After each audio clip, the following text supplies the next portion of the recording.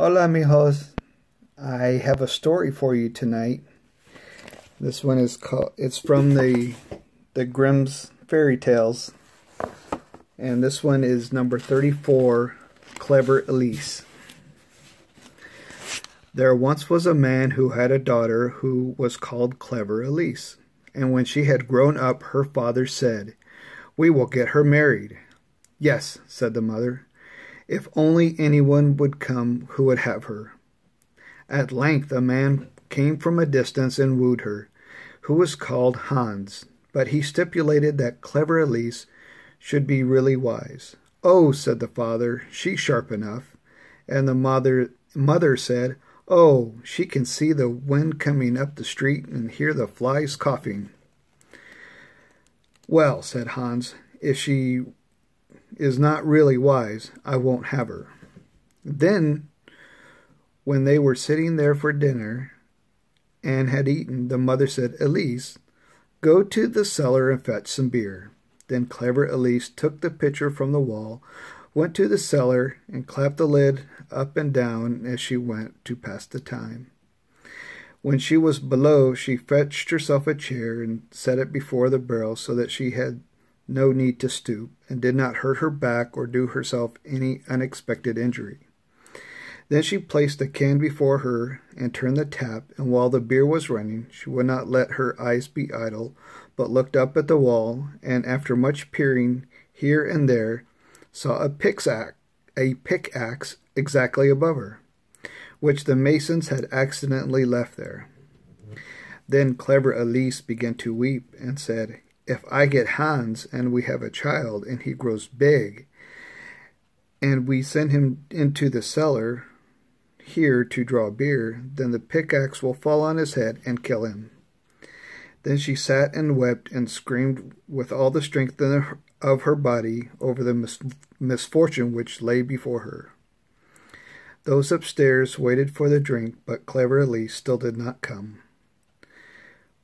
Then the woman said to the servant, "Just go down to the cellar and see where Elise is." The maid went and found her sitting in front of the barrel, screaming loudly. "Elsie, why do you leap?" said the maid. "Ah," she answered, "have I not reason to weep? If I get Hans and we have a child, and he grows big, and he has to draw beer here, the pickaxe will perhaps fall on his head and kill him." Then said the maid, "What a clever Elise we have," and sat down beside her and began loudly to weep over the misfortune. After a while, as the maid did not come back, those upstairs were thirsty for the beer, and the man said to the boy, "Just go down into the cellar and see where Elsie and the girl are." The boy went down, and there sat Clever Elise and the girl both weeping together, and he asked, "Why are you weeping?" "Ah," said Elise, "have I no reason to weep?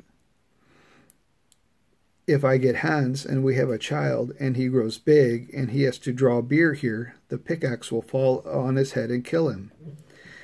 Then said the boy, "What a clever Elise we have," and sat down by her and likewise began to howl loudly. Upstairs they waited for the boy, but as he still did not return, the man said to the woman, "Just go down into the cellar and see where Elise is." The woman went down and found all three in the midst of their lamentations, and inquired what was the cause. Then Elise told her that her future child was to be killed by the pickaxe when it grew big and had to draw beer, and the pickaxe fell down. Then the mother likewise, "What a clever Elise we have," and sat down and wept with them.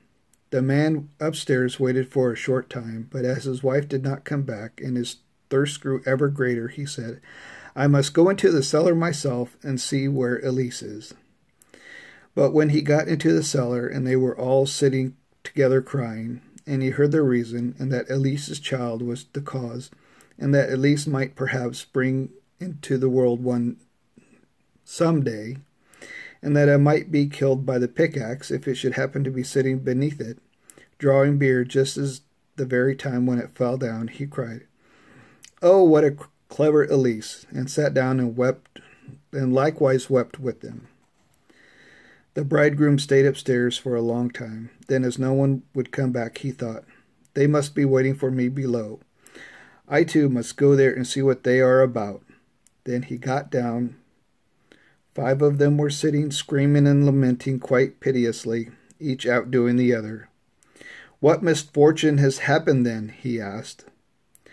"Ah, dear Hans," said Elise, "if we marry each other and have a child, and he is big, and we perhaps send him here to draw something to drink, then the pickaxe which has been left up there might dash his brains out of it if it were to fall down. So have we not reason to weep?" "Come," said Hans, "more understanding than that is not needed for my household. As you are such a clever Elise, I will have you." And he seized her hand, took her upstairs with him, and married her. After Hans had her for some time, he said, "Wife, I am going out to work to earn money for us, and go into the field and cut the corn that we may have some bread." "Yes, dear Hans, I will do that." After Hans had gone away, she cooked herself some good broth and took it to the field with her. When she came to the field, she said to herself, "What shall I do? Shall I shear first, or shall I eat first? Oh, I will eat first." Then she emptied the basin of broth, and when she was fully satisfied, she once more said, "What shall I do? Shall I shear first, or shall I sleep first?